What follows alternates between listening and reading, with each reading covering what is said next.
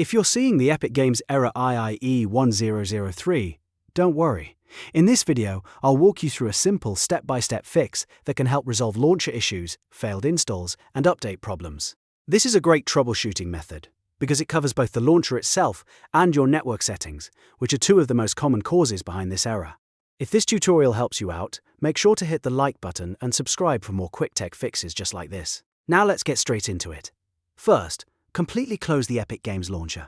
Don't just minimize it, make sure it is fully shut down. To do that, press Ctrl, Shift, and ESC together to open Task Manager.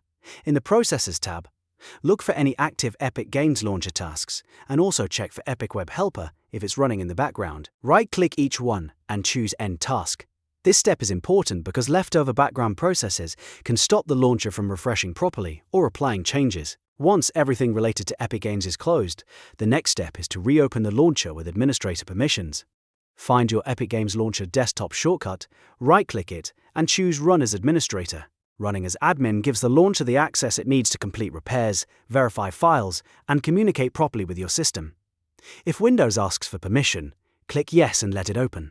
Now that the launcher is running with elevated access, go to your Library tab, find the game that is failing to install or update, then click the three dots next to it.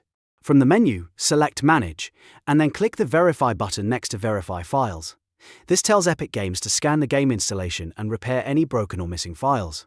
In many cases, error IIE1003 is caused by corrupted files or bad installation data, and verifying the game can fix that automatically. Let the verification process finish completely. Depending on the size of the game and your connection, this may take a few minutes. You may see a verification timeline or repair progress bar while Epic checks the installation. Be patient and allow it to complete, because interrupting this step can leave the problem unresolved.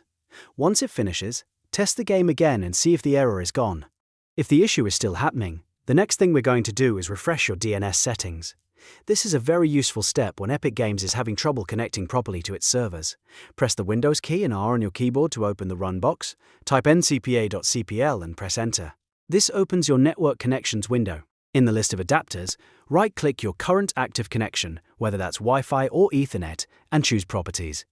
In the list that appears, find Internet Protocol version 4, also called TCP/IPv4, and double-click it.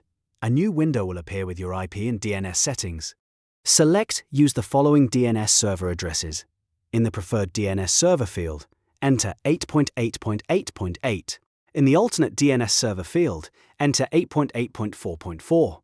These are Google's public DNS servers, and they can often help improve connection reliability and fix launcher-related network issues.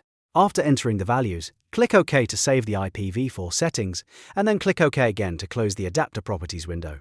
At this point, your DNS changes should be applied. You may want to restart the Epic Games launcher, or even restart your computer if the error continues.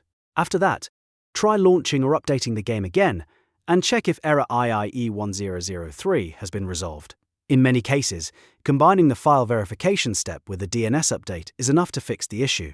So to quickly recap, we closed the launcher completely, ended any background Epic tasks, reopened Epic Games as administrator, verified the game files, and then changed the DNS settings to Google's public servers. These steps cover the most common causes of Epic Games error, IIE1003, and give you a strong chance of getting everything working again. If this video helped, please give it a thumbs up and subscribe for more easy step-by-step tutorials. And if you want, leave a comment below and let me know whether this fix worked for you. Thanks for watching, and I'll see you in the next one.